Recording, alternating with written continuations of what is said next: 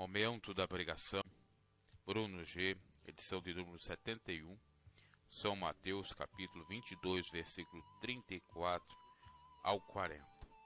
Uma passagem muito conhecida, mas de suma importância, é a mensagem extraída dessa narrativa. Leamos o texto sagrado.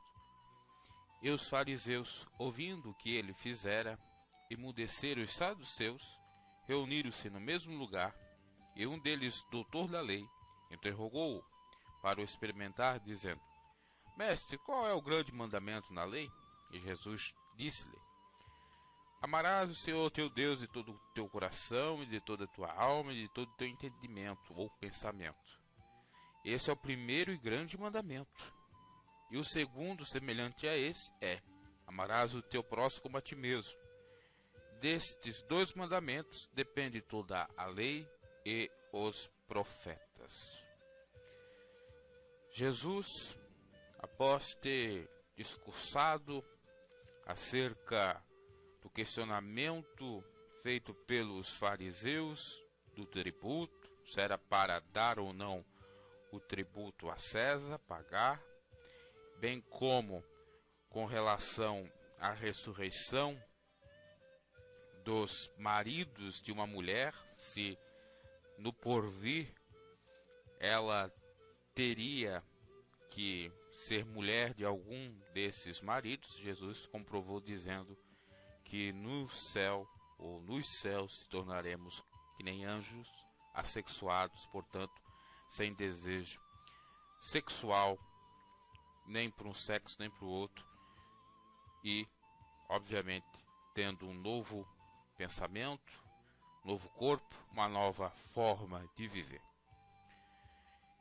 E com essas duas respostas, essas duas indagações, melhor dizendo, Jesus calou a voz tanto dos fariseus como dos saduceus. No entanto, ainda tinha algum fariseu que queria saber mais de Jesus, provocar mais Jesus.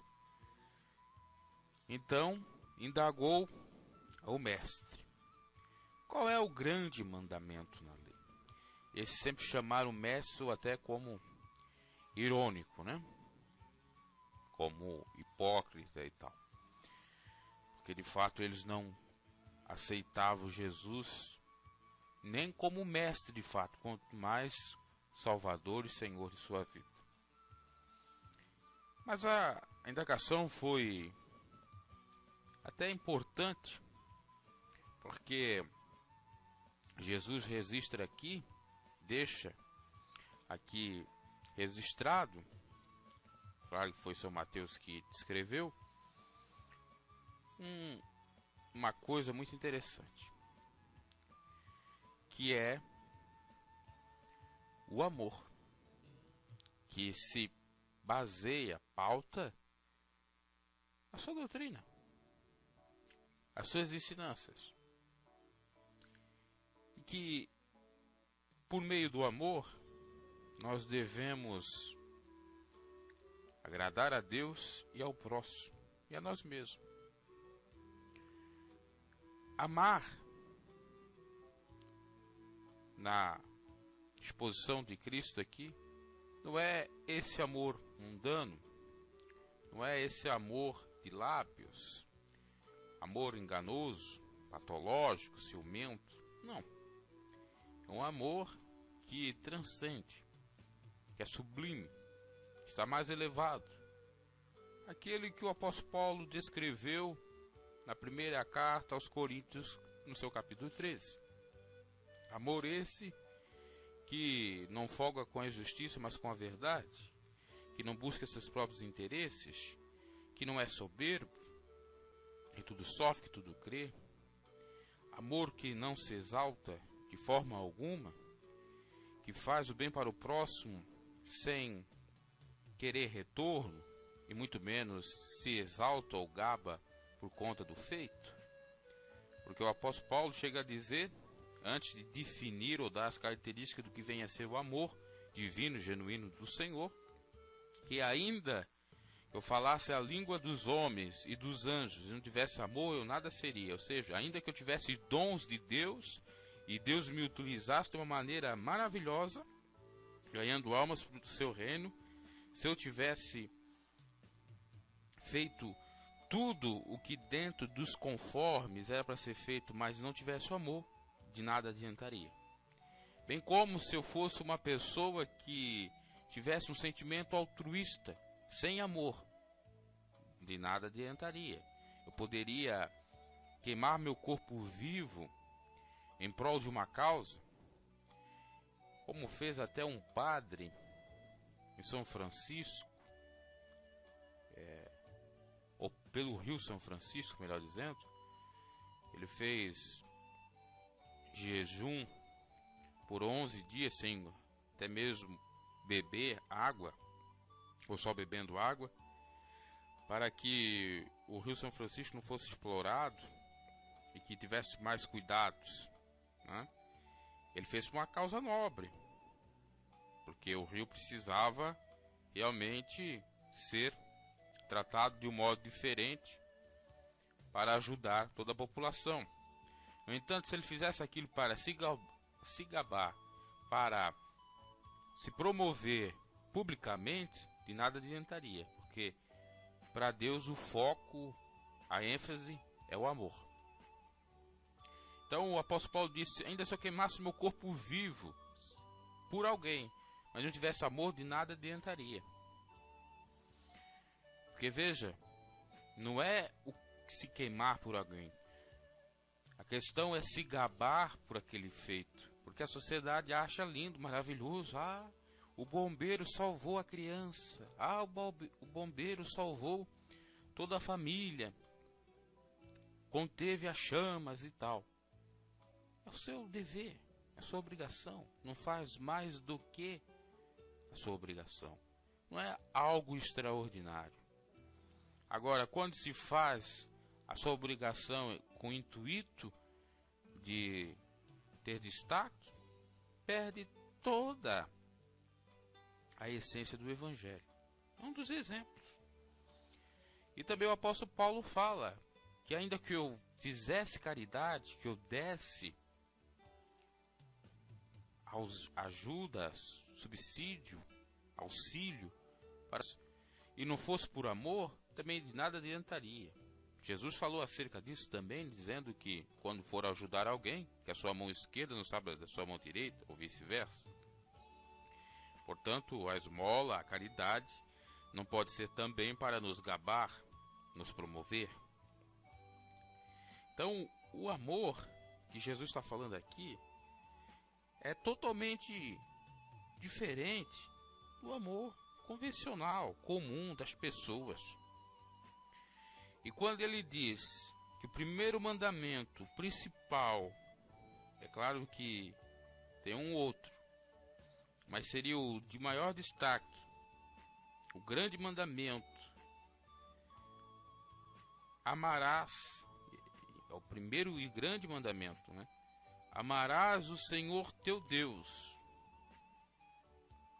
E aqui temos que refletir: amarás quem?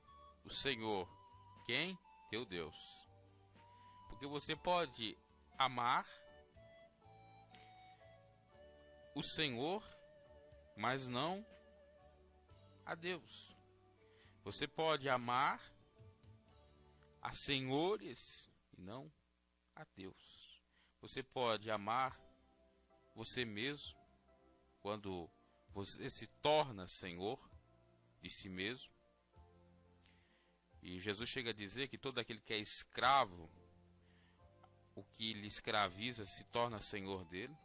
Então, inclusive, os vícios, sei que ama os vícios, as drogas, as prostituições, as bebedeiras, a bebedice, o jogo de azar, que é compulsivo, você está amando o Senhor. Do jogo, dos vícios, da droga, da prostituição, do adultério, da bebida,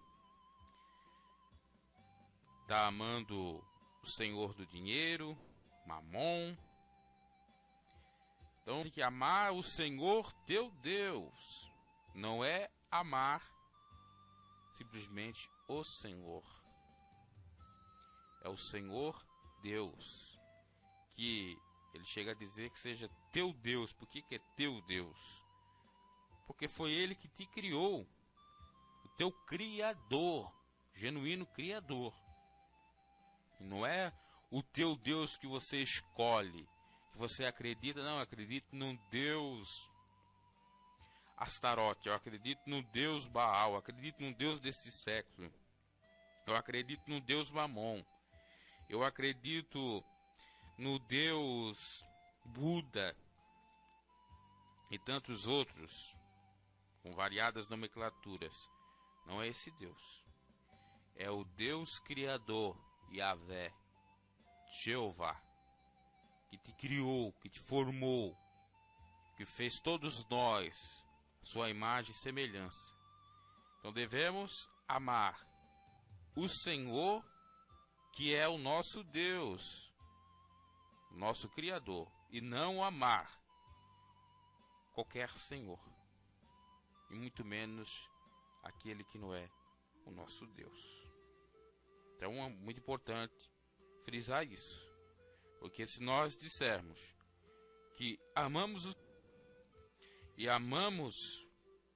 o nosso Deus, mas não é o Senhor, que é o nosso Deus, que é o Criador, não é Jeová, não é o Deus Pai, de nada adianta. Você pode até amar de todo o coração, com toda a tua alma, com todo o pensamento, mas não vai produzir fruto algum. Você não vai ser próspero, abençoado, não vai ter a presença real do Senhor, não vai ter promessas cumpridas em sua vida dele. Enfim, você estará se encaminhando para o caminho perverso, para o caminho que o final dele é a morte, a perdição. Então isso é muito importante.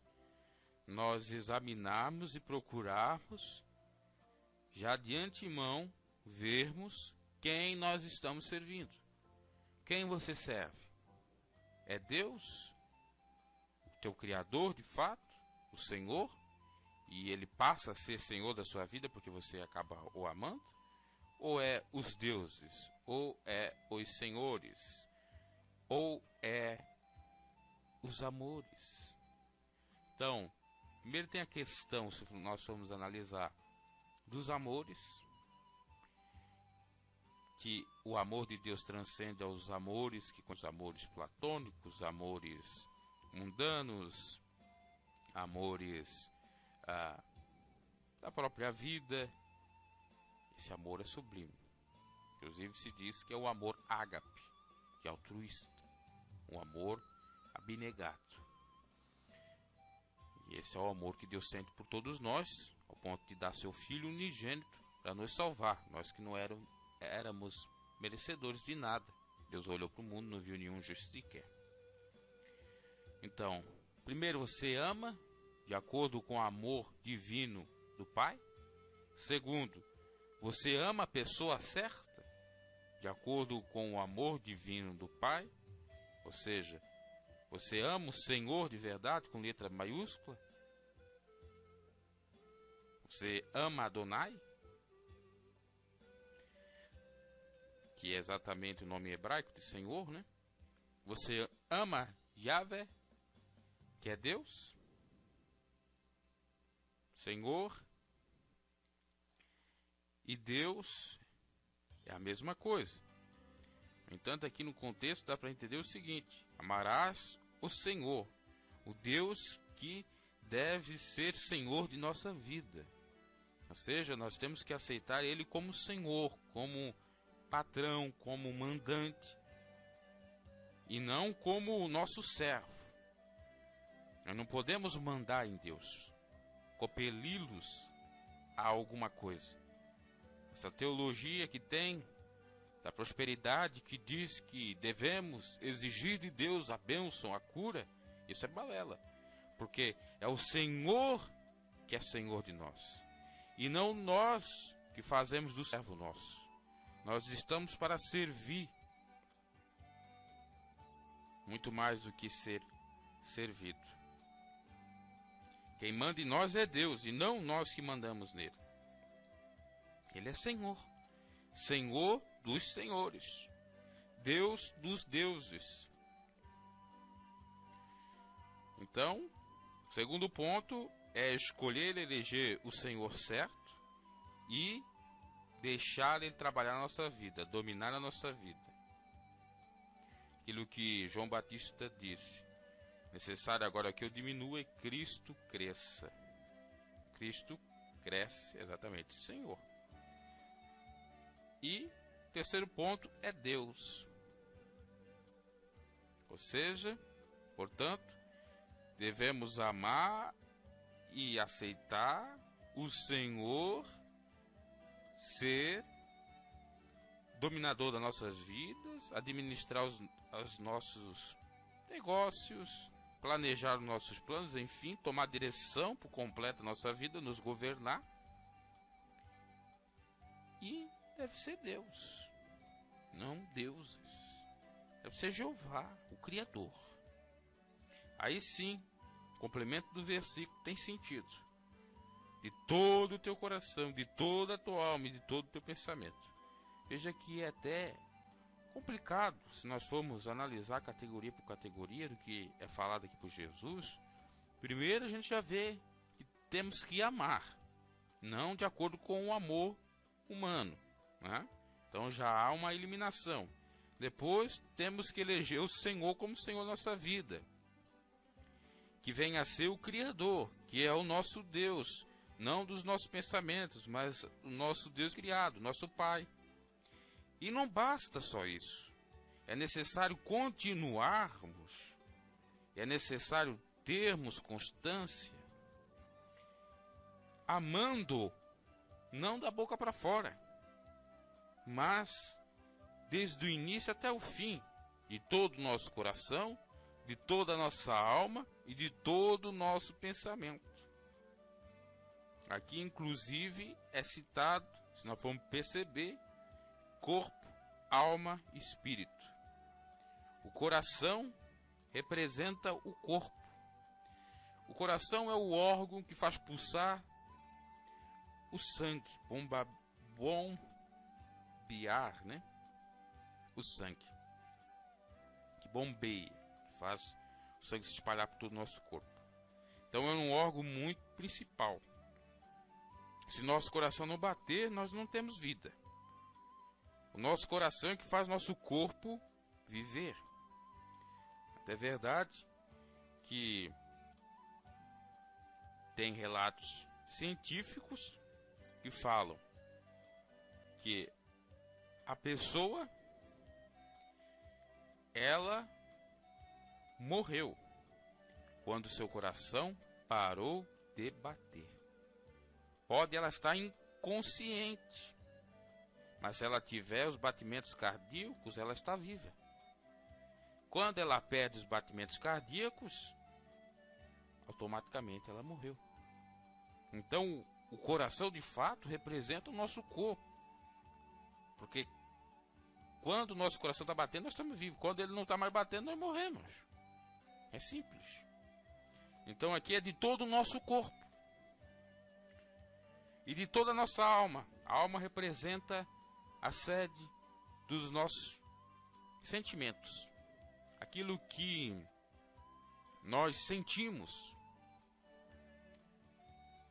Eu ia falar aquilo que nós pensamos, mas aí vamos deixar para a terceira parte. A alma seria o que nós de fato, portanto, sentimos. Nós temos o tato, nós temos o olfato, nós temos 5 sentidos: visão, paladar, audição. A alma é isso e um pouco mais, porque ela excede ao corpo pelo fato dela ter eternidade. É a consciência. Então devemos amar ao Senhor do nosso corpo e da nossa alma. Assim como o salmista disse nos Salmos, que a nossa alma brame por Deus, assim como os cervos bramam pela água. A nossa alma tem sede de Deus. Está ávida pela presença, pela Shekinah de Deus. Portanto, é necessário nós reservarmos Deus para ela, sendo o Deus eleito em primeiro lugar, com prioridade, para suprir todos os anseios da alma, sendo a alma eterna. E de todo o nosso pensamento. O pensamento é o espírito. E muitos vão dizer que seria o fogo de vida, que muitos vão dizer que seria exatamente a nossa vida com o ar que nós respiramos. Outros vão dizer que seria a mesma coisa, alma e pensamento, espírito, já que ambos são eternos, isso é verdade. E eu sou adepto da corrente que há separação de corpo, alma e espírito, não só de corpo e alma, né? Que há essa diferenciação na doutrina. Uns que entendem que há corpo, alma e espírito, outros que há então somente corpo e alma, que o espírito seria a mesma coisa que a alma. Penso que há diferença.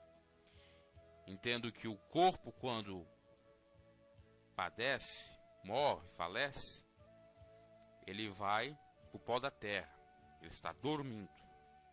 Entendo que a alma está reservado 2 destinos a ela, pós-morte. Já o descanso no gozo eterno, ou já em sofrimento no Hades.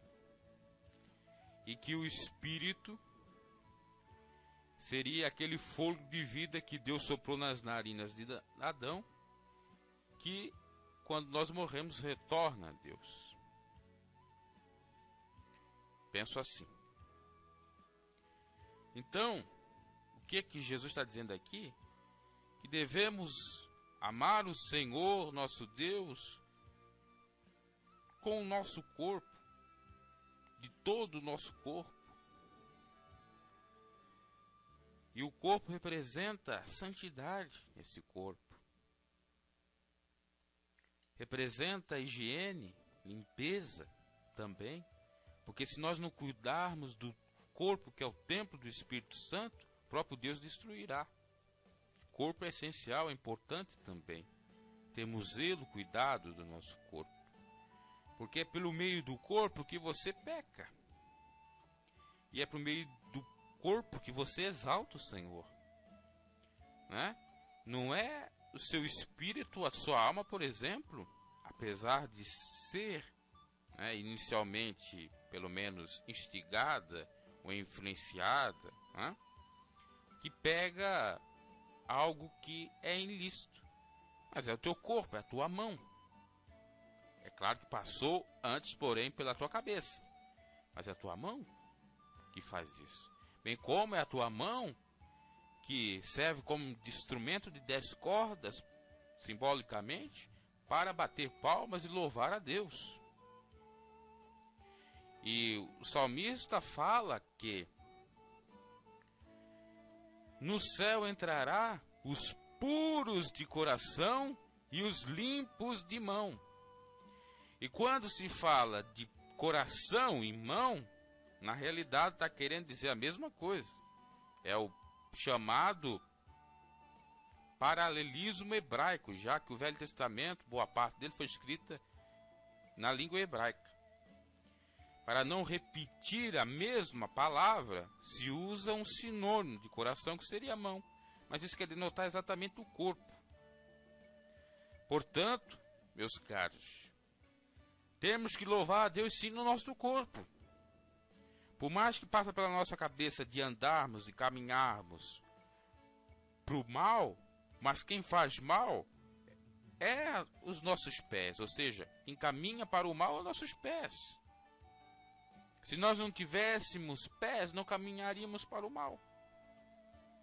E por isso que Jesus disse que Se a tua mão escandalizar, te fizer pecar, é bom que corta. Mas vale você ir para o céu com uma mão, né, do que você chegar diante de Deus com as duas e ser lançado no fogo eterno. Mas vale você ir manco do que perfeito e para o inferno.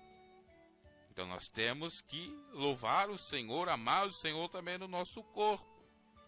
E os falsos profetas pregam que Deus não quer o corpo, que Deus só quer o coração, que seria, na mentalidade deles, a alma. Mas não é a alma. O coração é o corpo. Porque se nós formos fazer a analogia clara, a nossa alma vive sem um coração. O nosso espírito vive sem um coração. Quem não vive sem o coração é o nosso corpo, que depende do coração. Então, quando Jesus fala de coração, ele está falando de corpo. Quando ele fala de alma, é alma, certo? Dos nossos sentimentos. Aliás, essa é a diferença, né, possivelmente, de nós para os animais, né? Eles só têm espírito vivente, nós temos alma vivente. Eles até sentem, mas não tem a consciência, né? Veja que a alma, ela de fato transcende até mesmo essa definição que eu estou dizendo de ser simplesmente a sede do sentimento. Então, meus caros, meus amados irmãos e irmãs, honremos o Senhor no nosso corpo. E há uma diferença de honrarmos o Senhor com o nosso corpo do que com a nossa aparência ou estética. Por quê? Muitos, aparentemente, podem de fato honrar o Senhor. Mas na essência aí entra a alma, não honra o Senhor. Ou até mesmo com o corpo, honra o Senhor pela metade. Só na frente dos outros, as do pano, peca com a sua mão, com o seu pé. E quando falo da estética, da aparência, é o que muitos religiosos, pseudos cristãos, falsos cristãos, falsos profetas, às vezes condenam, hipócritas principalmente, e não vê que eles fazem igualmente ou até pior. Por exemplo, os fariseus condenaram Jesus e seus discípulos, dizendo que eles não lavavam os pratos, não lavavam suas mãos para comer. E Jesus os refutou dizendo o seguinte: lavai a rapina do vosso coração, a maldade que há dentro do vosso coração. E a maldade que era? No vosso coração, corpo. Eram as más práticas que eles faziam com o próprio corpo. Não era a etiqueta, não era a aparência, aquilo que é de acordo com a moral certa, ou os costumes certos para se fazer, de acordo com as sociedades. Não é a questão estética. Por exemplo, veja só, e Deus não seria, eu diria até mesmo, vou usar a expressão estúpido, né? Seria tolo ao fazer o que muitos pensam que seria errado. Por exemplo, no Brasil nós temos o costume de comer como? Com talheres, garfo, faca, bonitinho, tal. Aí você vai para o Japão, como é que é o costume? Comer com o quê? Com palitinhos, né? Ou com pauzinhos. Aqueles pauzinhos. É muito complicado para comer comida japonesa com pauzinhos. Tem que ter habilidade. Aí você vai para a África, como que eles costumam comer em alguns países do continente africano? Simplesmente com a mão. Aí Deus vai condenar isso, vai lançar no fogo do inferno aquele que come com a mão e aquele que come com palito, porque Deus acha certo que come com garfo e com faca. Não, isso é estética. Isso é coisa pequena. Isso é irrelevante. A mesma coisa, às vezes tu, e muitos vão até se escandalizar com que isso que eu vou falar, com o que eu vou falar nesse sentido. Usa barba. Outro não usa barba. Outro tem um cabelo um pouquinho mais crescido. Outro já não tem. Entendo que a natureza, de acordo com a vontade de Deus, não é de ter cabelo longo que nem de mulher. Porque isso de fato é a diferenciação entre homem e mulher. Agora, com relação à barba, se fosse pecado, o povo judeu não tinha barba. Inclusive, era uma diferença do povo, se você for estudar a história, vai perceber isso. Que o povo israelita tinha barba, porque eles eram da nação eleita do Senhor, serviam a Jeová, e se diferenciavam das outras nações, como por exemplo do Egito, em que havia outros deuses, onde que eles tinham que ser todos rapadinhos. Eles não podiam ter barba, inclusive era até seus cabelos raspados. E eles andavam parecendo até mesmo mulheres. Quando eles estavam cobertos, acho que até usavam uma espécie, entre aspas, não de burca, mas algo na cabeça, para se proteger do sol, poderia ser configurado como uma mulher, ou confundido com uma mulher que estivesse usando véu. Então Deus, para diferenciar homem e mulher dentro da sua nação eleita, as mulheres deveriam usar o seu cabelo comprido, os homens o cabelo curto. No entanto, para não ver diferenciação, o homem ainda tinha que usar a barba. E em Salmos nós temos uma referência clara, quando se fala naquele versículo clássico, quão bom e quão suave é que os irmãos vivam em união. No versículo anterior, se eu não me equivoco, vai dizer que tão preciosa é a barba, ou tão precioso é o óleo que escorre pela barba. Vamos ver se eu encontro aqui o Salmo, acho que é o 127, né? Não é o 127, é o 133. Que diz o seguinte, é no versículo posterior. Versículo 2 de 133. O primeiro é o clássico. Como bom e quão suave é que os irmãos vivem em união. E o segundo é: como óleo precioso sobre a cabeça que desce sobre a barba. Aqui é a expressão clara, barba. A barba de Arão. Arão o que era? Quem era? Sacerdote da tribo de Levi. E que desce a orla dos seus vestidos. Se a barba fosse proibida o pecado, não estava nem aqui descrita que os sacerdotes usavam barba. Os judeus usavam barba.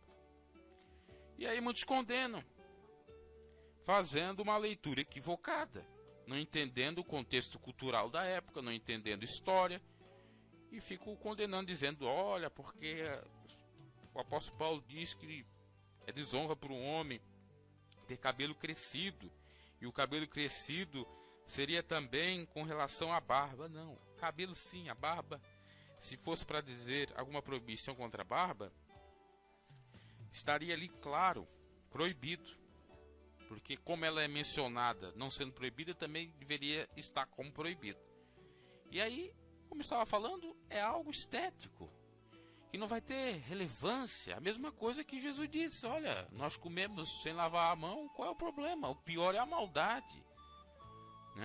O pior é você fazer tudo certinho, aparentar ser uma pessoa do bem, boa, educada, higiênica, no entanto, por trás do pano, pecar com as suas mãos, passar a mão no dinheiro que não é seu, aproveitar a ocasião, que muitos dizem que, segundo o ditado, que faz o ladrão, na realidade é que revela o ladrão. É nesse sentido. Então, para finalizarmos essa questão do coração, que é o corpo, não devemos julgar de acordo com a estética, que varia de acordo com os costumes, com os hábitos, com as culturas, e até mesmo de acordo com cada indivíduo, porque cada um nasce de uma maneira diferente. Por exemplo, tem gente que nasce e não cresce barba, não vem barba. Homens que não vem barba. principalmente os alemãos, né? Tem uma categoria aí de alemãos que não vêem barba, ou custa vir. E aí? Ele estaria em pecado? Aí ele seria efeminado, considerado outrora? Não. É da sua própria natureza. Diferente dos egípcios, que podiam deixar a barba crescer para diferenciar com relação às mulheres, eles se tornavam mulher, inclusive se maquiavam. Você pode perceber aí nos filmes que eles pintavam os olhos de preto. Passavam, acho que é rímel, né? Que passa nos olhos. E aí? Cultura pagã, não é de Deus, tá? Então o que Jesus está condenando aqui é você agir com a sua mão para fazer o mal, para enganar o seu próximo. E aqui no caso é Deus.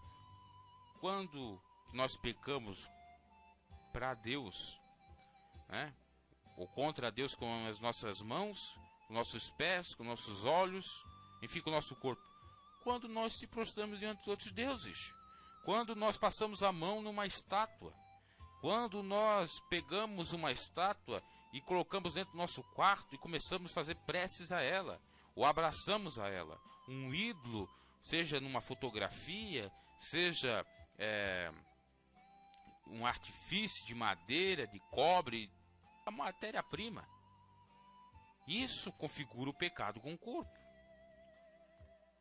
Outros pecados com o corpo. Você trocar a sinceridade, a santidade por Deus, ou a Deus, melhor dizendo, pelo dinheiro. Você amar mais o dinheiro que a Deus, achar que o dinheiro é Deus. Você está pecando, tá? Porque você deve amar o Senhor de todo o teu corpo. Nós poderíamos até meditar mais nisso, mas o tempo não nos espera. Com relação à alma, a sede dos nossos sentimentos, quando nós deixamos nos influenciar pelos pensamentos negativos, pelas ofensas, pelas atribulações, e sentimos ojeriza, aversão por Deus, acabamos confessando interiormente que Deus não existe, que é tolice servir, ou tolice, melhor dizendo, servir a Deus, que é perca de tempo. Estamos juntos. Quando nós não honramos o Senhor no sentido de adorar em espírito e em verdade, depois vai entrar a questão do espírito, mas a verdade seria a alma, porque é o sentimento verdadeiro, deve fluir de todos nós, a oração, a adoração genuína. É nesse sentido que você peca contra Deus com a sua alma. Quando você até mesmo blasfema, e essa blasfema não necessariamente pode ser externada, mas quando você acaba blasfemando contra Deus com a sua alma, né? Ou murmurando, isso já seria até o pecado com o corpo, né? Lembrando que a blasfema contra o Espírito Santo não tem perdão. E para nós adiantarmos, com relação ao espírito, que é o pensamento, é você saber aproveitar o fôlego de vida, a vida que você tem, honrando ao Senhor. Como você vai honrar em espírito? Quando você tiver realmente compenetrado, concentrado em Deus. Você se torna inclusive num só espírito. Porque quando a igreja do Senhor, que somos todos nós, de fato está em Deus, assim como há o mistério do homem e da mulher quando casam, ser uma carne só, um corpo só, a igreja e o Senhor, quando está de fato unidos, ou unidas, unidos no caso, quando estão unidos ambos, acontece isso, um único espírito, um único pensamento. espírito é pensamento também. A alma pode ser a consciência, a subconsciência, o espírito seria simplesmente pensar. E, obviamente, fogo de vida. E o salmista fala para todos aqueles que têm fôlego, Salmo 150, né? Para louvar ao Senhor. E como que nós louvamos ao Senhor em espírito? Quando nós pensamos nas coisas do alto, quando nós de fato enxergamos que o fôlego de vida que nós temos é graças à misericórdia do Senhor, e nós usamos essa vida para ser instrumento para o Senhor, para lhe agradar, para oferecer sacrifício agradável a Ele. É nesse sentido. Então perceba, eu amo o Senhor, porque o mandamento é amar a Deus. Primeiro você tem que separar os amores. Segundo, você tem que eleger o Senhor. Depois, eleger Deus de fato, o Criador. E não basta, tem que ser além. Tem que ser de todo o seu corpo, de toda a sua alma, de todo o seu pensamento. Olha que interessante. E aqui cabe, obviamente, o egoísmo. Você colocar-se no lugar de Deus, querer ser Deus. Isso tudo seria pecado. Esse é o primeiro e grande mandamento, afirmou Jesus. Que não é tão simples, apesar, de ser apenas um versículozinho. Acho que passa batido. Veja a reflexão que dá para se fazer tão somente esse versículo. E é claro que foi nesse sentido, nesse aspecto que Jesus falou. Falou para quem? Para os fariseus, que conheciam bastante da lei, dos profetas, enfim. E serve, obviamente, agora para a igreja. Somos o Israel simbólico. E o segundo, semelhante a esse. Semelhante. Não, de fato, igual. Parecido. Pelo menos no amor. Não é qualquer amor, aí sim é semelhante. No amor, é o amor genuíno, divino, santo, puro. Ao próximo. Agora não é mais a Deus, agora é o próximo. É aquele que está ao seu lado. Não necessariamente, e muitos até chegam a meditar nesse sentido, dizendo que aquele que está distante não é para amar. Não, é até mesmo aquele que está distante. Porque o próximo, às vezes pode estar distante.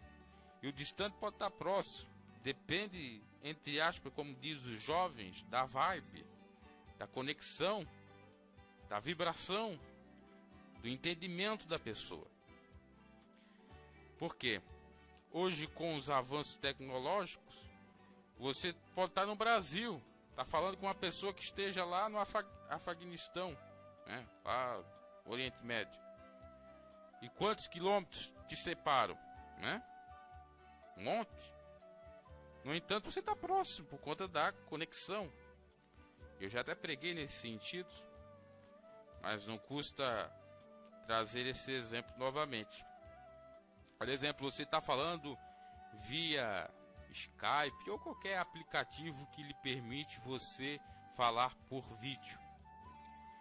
E você está vendo um sujeito que está lá, no exemplo que dei do Afeganistão, tentando se suicidar no seu prédio.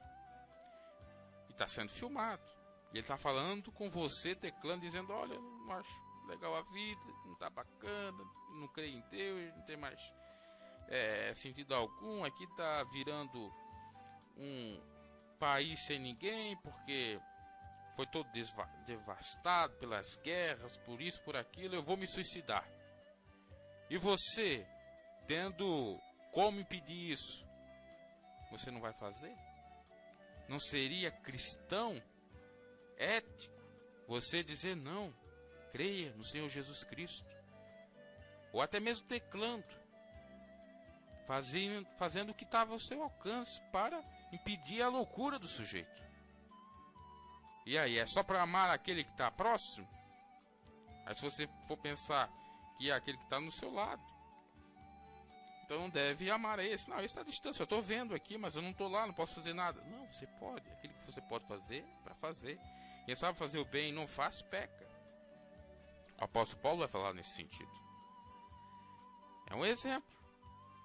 Então o próximo aqui na realidade, meus caros, está falando de todos. Porque se nós formos analisar, nós somos filhos de Deus. Tá, retifico. Criaturas de Deus, todos nós fomos feitos por Deus. E se todos nós fomos feitos por Deus, nós somos todos parentes. Nós somos primos, distantes. E esse ser primos, essa linha parentesca, serve exatamente para definir o que é próximo. E quando Jesus fala aqui de próximo, ele está falando exatamente de primo, porque todos nós somos. Então é para todos. Eu vi uma pregação de um sujeito, até muito renomado aí no meio do corpo, dizendo que Jesus amou os que estavam próximos, que é para nós amar os que estão próximos, como se fosse o próximo mesmo, né? Interpretando de modo literal, assim, e até sem hermenêutica teológica de Cristo acerca da expressão próximo, dizendo que seria o que estava perto. Porque Jesus amava João, ou amava mais João porque estava próximo dele, porque ele se inclinava no seu peito e tal. Jesus amava todo mundo, Deus amou todo mundo, tanto os bons como os maus. A sua preferência por um ou por outro, um carinho, um afeto, não se encaixa aqui. Porque aqui o amar o teu próximo é o amor geral, o básico, aquilo que de fato todos devem cumprir como regra. O que vem a mais é com relação, claro, os laços mais estreitos, né, de família, de pessoas conhecidas, de amigos. Agora, a regra aqui é amar a todos, em todos os lugares, em todos os ambientes, todos de todas as classes, pobres, ricos, de todas as cores, branco, negro, vermelho, enfim, é para amar todos. É nesse sentido. Eu, quando eu ouvi aquilo, e o sujeito fez teologia, eu achei muita falta de sapiência do sujeito. Por mais que ele estava tentando pregar uma mensagem que visava destacar exatamente a importância de nós darmos valor para os nossos. O apóstolo Paulo fala, né, para nós dar valor aos da família, porque se nós não cuidarmos dos nossos primeiramente, nós fazemos pior que os infiéis. Ok? Entendo nesse sentido. Agora, ele deveria dizer não, Deus ama todos de fato. Enfim, a pregação foi um pouco errada nesse aspecto. Então aqui Jesus diz, por isso que ele diz que é semelhante a esse, é semelhante no amor. Mas agora o objetivo, o foco, o alvo não é mais Deus, não é mais tornar o Criador, Deus, como Senhor da nossa vida, mas sim é de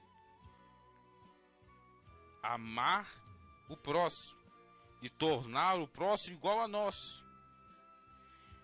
O primeiro mandamento é de tornar Deus acima de nós, e o segundo é de igualizar nós e o próximo, de não querer se gabar, se vangloriar, ser superior ao nosso próximo. Então, o amor é puro. O foco agora, o objetivo, destina ao próximo, que não é, como já disse, o distante, é todos. Como a nós mesmos, como a ti mesmo. E aqui vem outra reflexão muito importante, que é como a ti mesmo. Por quê? No primeiro mandamento, Jesus não fala só amarás o Senhor teu Deus. Ele complementa dizendo de todo o teu coração. Então ele diz a fórmula. Não é simplesmente amar, mas existe uma forma que denota de fato que aquilo seja o amor. Da mesma maneira, com relação ao próximo. E a fórmula é como a ti mesmo. Você sente legal, bacana quando alguém lhe ofende? Não, seja sincero. Você se sente mal quando a ti mesmo você se fere, ou seja, quando você se fere a si mesmo, quando você, sem querer, dá um corte na sua mão com a ponta de uma faca, até mesmo quando está naqueles momentos insanos de querer cortar os pulsos e fazer insanidades, pensando bem, você quer aquilo? Não quer. Quando acontece essas insanidades, já está falando, a pessoa está fora de si, não está com a sua sanidade mental.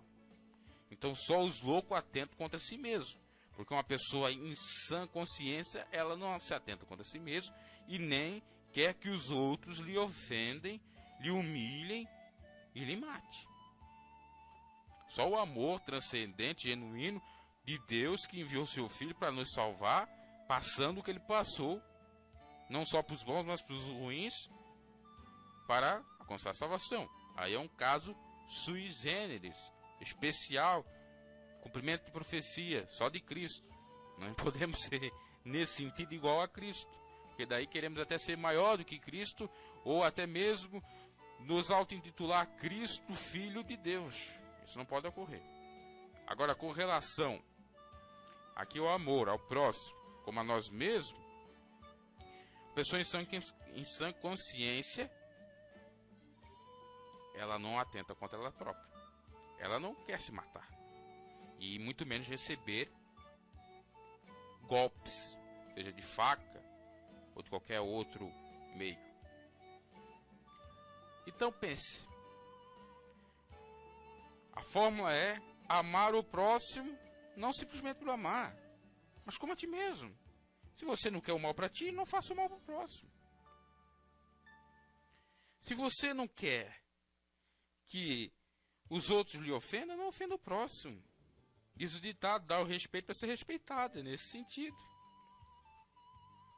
E ainda cabe uma outra reflexão com relação a ti mesmo, no sentido de zelo. Você só vai amar o seu próximo quando você tiver sanidade mental, consciência do Evangelho, tiver cuidando de si mesmo, zelando do seu corpo, da sua alma, do seu espírito.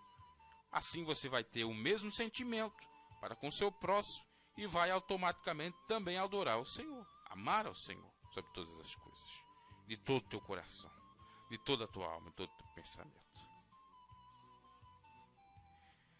Então, meus caros, são 2 mandamentos. Parece simples, mas não é tão assim.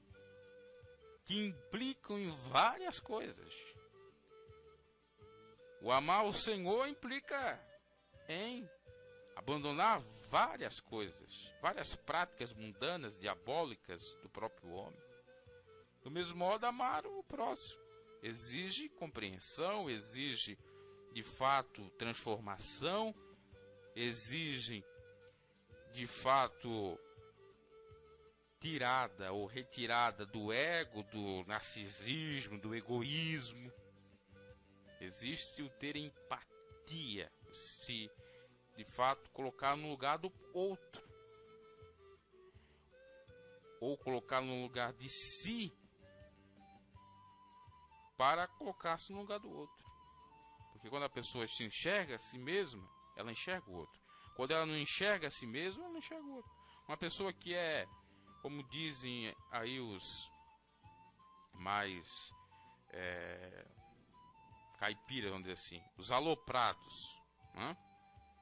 Pessoa que é aloprada, que ela não tem cuidado consigo mesma, que ela faz tudo a torto direito, e o que der e vier ela aceita e vai, né? Ela faz o que der e vier, ok. Ela não tem cuidado com si mesma. Isso prejudica ela, uma hora vai prejudicar, tudo que o homem semear vai colher. E se ela tem esse posicionamento, ela vai prejudicar o próximo. Por quê? Porque ela mesmo não se cuida de si mesma. Por isso que é essencial nós se preocuparmos com nós mesmos. Jesus disse para seus discípulos, e citando inclusive passagens do Antigo Testamento, que o zelo da tua casa me devora. O zelo da tua casa me devora.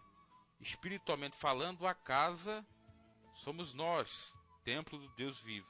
O zelo, o cuidado, não no sentido de nós amarmos nós mesmos. Ou seja, nós devemos nos amar primeiramente, no sentido de zelar, de cuidar do nosso corpo, para termos o entendimento e passarmos a amar o nosso próximo a Deus. Se nós não temos esse zelo, nós não amamos o próximo nem a Deus. Se nós temos uma mentalidade que é voltada só para o nosso egoísmo, nosso ego, nós não vamos amar o próximo, muito menos a Deus.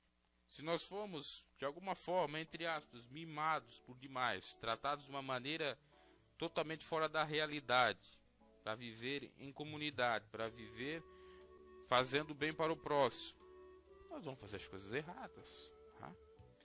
Então é necessário nós enxergarmos isso. Ah, mas isso é difícil, a nossa carne é fraca, o espírito é forte, mas a carne é fraca, sei. Mas é para nos esforçarmos, esses são os grandes mandamentos. Em resumo, aí Jesus vai dizer, desses 2 mandamentos depende toda a lei e os profetas. Os 10 mandamentos são: não adulterarás, não matarás, não furtarás, não dirás testemunho.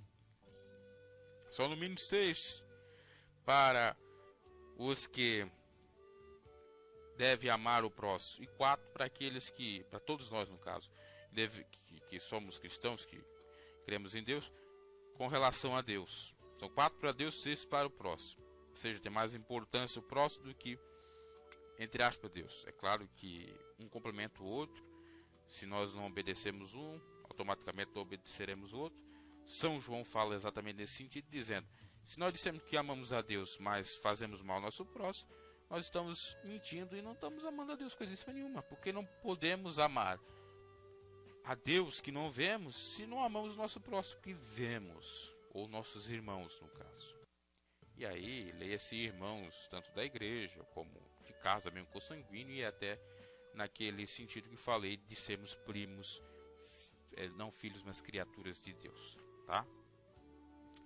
Então tá aí bem claro, os 12 mandamentos, a lei reduzida na graça, por amor, com a sua condição. Primeiro, amar a Deus com a condição de ser de todo o coração, de toda a alma e de todo o pensamento. Isso configura o cumprimento do primeiro mandamento. E a configuração do cumprimento do segundo mandamento, de fato, é a condição como a ti mesmo. Igual a ti mesmo. Ok? Então, meus caros, se nós fizermos de acordo com Jesus ensinou aqui, nós temos a vida eterna, temos paz, gozo, alegria, comunhão com os irmãos, prosperidade e no futuro a vida eterna. Assim fazemos, assim façamos, para que tenhamos realmente todas as bênçãos de Deus na nossa vida. Que Deus os abençoe e fale mais ao vosso coração. Poderia aqui falar um pouco mais, mas as horas não nos permitem. Dá para você entender com relação ao pecar com o seu próximo, né? Com o seu próximo. Acho que dá para entender, né? Eu não preciso repetir que você furtando, você está desagradando o seu próximo. Enfim, você sabe. Inclusive a própria lei, né? Praticamente todas as leis de todas as nações, elas se baseiam na lei mosaica. Elas se baseiam na lei divina dada por Deus a Moisés, né? Porque na lei você não pode furtar, na lei você não pode roubar, na lei você não pode matar, né? O adultério é que, o não cobiçar a mulher do próximo é que está relativizado em algumas nações, inclusive no Brasil, mas tem ainda nações que isso vale, tá? Principalmente naquelas que tem o sistema de governo teocrático, ou seja, que Deus manda no estabelecimento, digamos assim, do Estado, né? Por meio da religião geralmente islâmica, que segue alguns princípios e normas, regras do Velho Testamento, tá? Se já na lei é tratado assim, imagina por Deus, então devemos obedecer. E o apóstolo Paulo chega a dizer o seguinte, que a lei não foi feita para os santos, para os puros, mas para os rebeldes, para os obstinados, para os delinquentes e tal, tá? Deus confia na nossa santidade e na nossa preservação com relação a não pecar. Aquilo que é chamado na lei de crime, para Deus é pecado. Antes de ser crime, é pecado. Pensamos nesse sentido. Que Deus os abençoe. Até a próxima.